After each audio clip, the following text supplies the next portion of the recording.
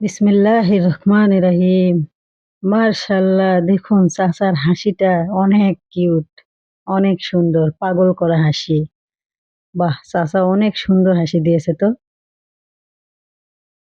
মহরমের কিছু ঘটনা আমি আপনাদের মাঝে আজকে তুলে ধরব। ১০ই মহরমের ঘটনা। তাহলে চলুন শুরু করা যাক। ১ নাম্বার, এই ১০ই মহরমের দিনে কি ঘটেছিল সেটাই আমি আজকে আপনাদেরকে জানাবো। ১ নাম্বার, এই দিনে দুনিয়া সৃষ্টি করা হয়েছিল। ২ নাম্বার, আকাশ হতে বৃষ্টি হয় এই দিনে। ৩ নাম্বার, আদম আলাইহিস সালাম সৃষ্টি হয় এই দিনে। ৪ নাম্বার, নিষিদ্ধ ফল খাওয়ার অপরাধে বেহেশত থেকে আদম আলাইহিস সালামকে দুনিয়ায় পাঠানো হয় এই দিনে। ৫ নাম্বার, আদম আলাইহিস সালাম এর দোয়া কবুল হয় এই দিনে।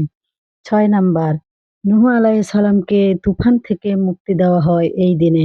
৭ নাম্বার, সুলাইমান আলাইহিস সালামকে বাদশাহী দেওয়া হয় এই দিনে।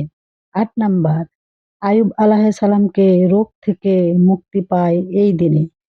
৯ নাম্বার, ইব্রাহিম আলাইহিস সালামকে আগুন থেকে রক্ষা পায় এই দিনে।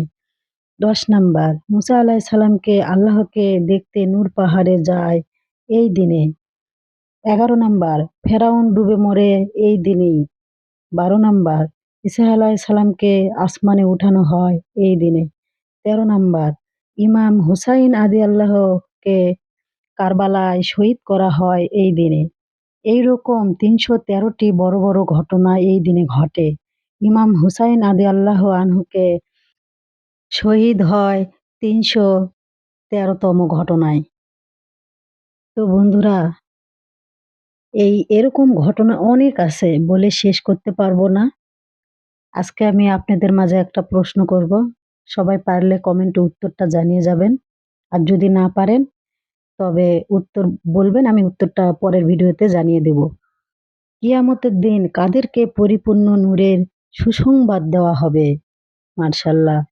যদি সবাই জেনে থাকেন প্রশ্নটা, অবশ্যই কমেন্টে উত্তরটা জানিয়ে দিয়েন। আর যদি না পারেন, আমি উত্তরটা পরের ভিডিওতে দিয়ে দেব। আর আমার ভিডিওটি যদি ভালো লেগে থাকে, অবশ্যই চ্যানেলটি সাবস্ক্রাইব করবেন। সবাই ভালো থাকবেন। আল্লাহ হাফেজ।